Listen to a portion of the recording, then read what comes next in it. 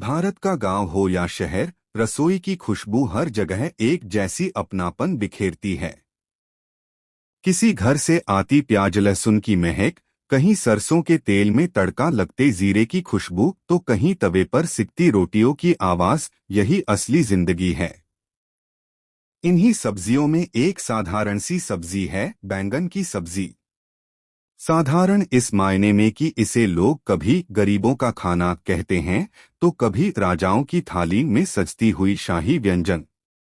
लेकिन आज की कहानी बैंगन की सब्जी के बहाने एक पूरे परिवार, उनके रिश्तों और गावशहर की जिंदगी की मिठास करवाहट को बयान करेगी।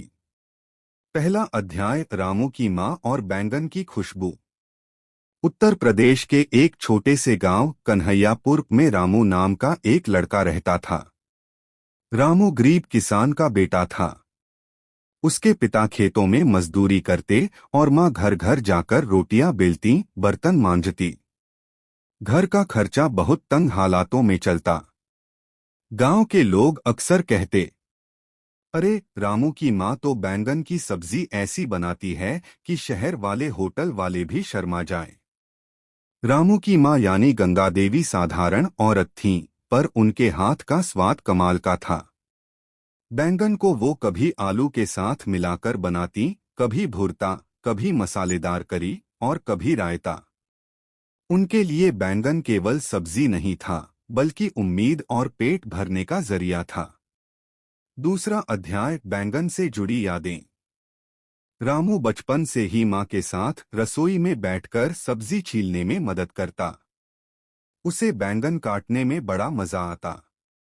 अरे बेटा, ध्यान से काटना, उंगली मत कट जाए, माँ हमेशा सावधान करती।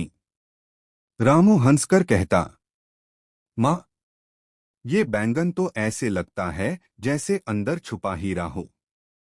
इसे काटते ही जादू निकलता है।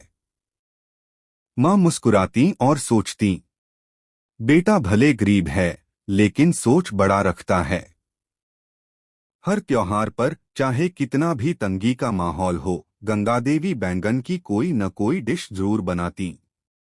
दीपावली पर बैंगन का भरता, होली पर बैंगन आलू की मसालेदार सब्जी और साधारण दिनों में बैंगन टमाटर की तरी। तीसरा अध्याय, गांव से शहर की राह। रामू पढ़ाई में होशियार था। माँ चाहती थी कि बेटा कुछ बने, ताकि जिंदगी भर बैंगन आलू की सस्ती सब्जी में गुजारा न करना पड़े। रामू को शहर पढ़ने भेजा गया। वहां पहली बार उसने देखा कि लोग बैंगन की सब्जी को ज्यादा महत्व नहीं देते। कॉलेज के हॉस्टल में दोस्त कहते, अरे यार आज फिर बैंगन, चल छोड़ ढाबे पर चलते हैं। रामू को बुरा लगता। उसे लगता लोग बैंगन की असली कीमत नहीं जानते। उसे माँ की याद आती, माँ के हाथों की महक आती। चौथा अध्याय, संघर्ष और बैंगन की थाली। शहर में रामू ट्यूशन पढ़ाकर खर्च चलाता। कई बार पैसे कम पड़ते तो रोटी और बैंगन की सब्जी ही बनाकर खा लेता। धीरे धीरे उसने महसूस किया, माँ सही कहती थीं, बैंगन गरीब का सहारा है। सस्ता है, पेट भरता है और स्वाद भी देता है। रामू के दोस्त मजाक उड़ाते, अबे तू तो बैंगन महाराज निकला। लेकिन एक दिन कॉलेज की कैंटीन में जब उसने खुद बैंगन का भरता बनाकर सबको खिलाया, तो सब दंग रह गए। पांचवा अध्याय, बैंगन बना पहचान। रामू ने पढ़ाई पूरी की, लेकिन नौकरी ढूंढना आसान नहीं था। तभी उसने सोचा क्यों न माँ की रेसिपी को अपनाकर एक छोटा सा ढाबा खोला जाए। उसने ढाबे का नाम रखा बैंगन महल। पहले लोग हंसते थे, अरे भाई बैंगन के नाम पर कौन खाना खाएगा। लेकिन धीरे धीरे ढाबा मशहूर हो गया। बैंगन का भरता, बैंगन की भरवा सब्जी, बैंगन का रायता। रामू का ढाबा बैंगन महल अब सिर्फ मोहल्ले तक सीमित नहीं रहा। सोशल मीडिया पर किसी ने उसकी बैंगन की भरवा सब्जी की तस्वीर डाल दी और धीरे धीरे लोग दूर दूर से आने लगे। शहर का मशहूर अखबार भी लिखने लगा, बैंगन को बनाया पहचान रामू का अनोखा ढाबा।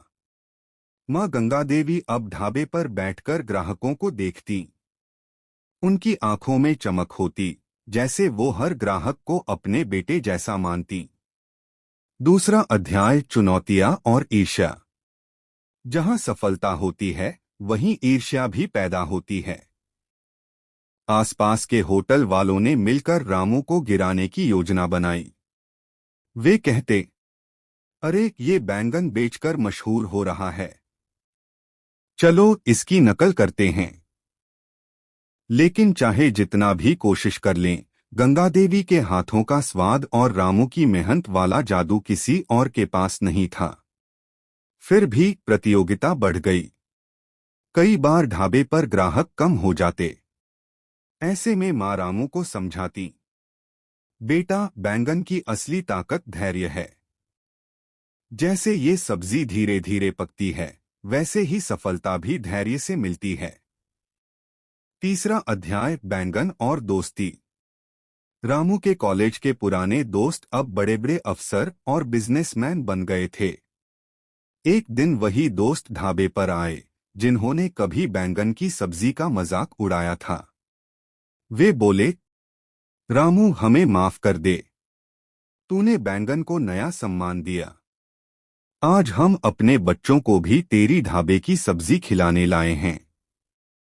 रामू हंसकर बोला, दोस्ती और बैंगन दोनों का स्वाद तभी आता है जब इन्हें दिल से बनाया जाए।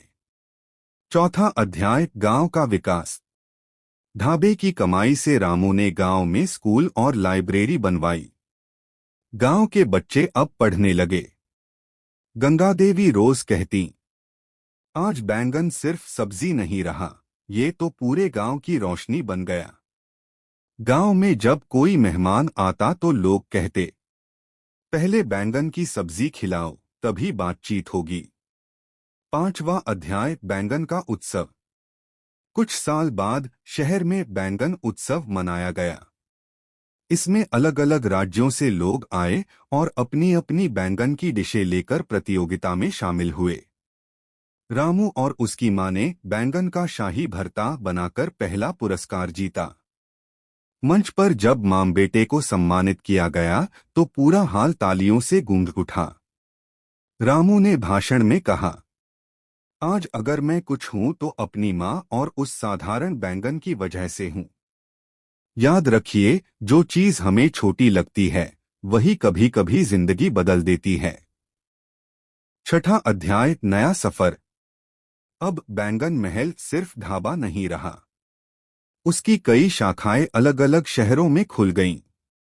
लेकिन रामू ने कभी मां का देसी अंदाज नहीं छोड़ा। चाहे कितना भी बड़ा होटल हो, हर थाली में मिट्टी के चूल्हे का वही तड़का और वही प्यार भरा स्वाद रहता।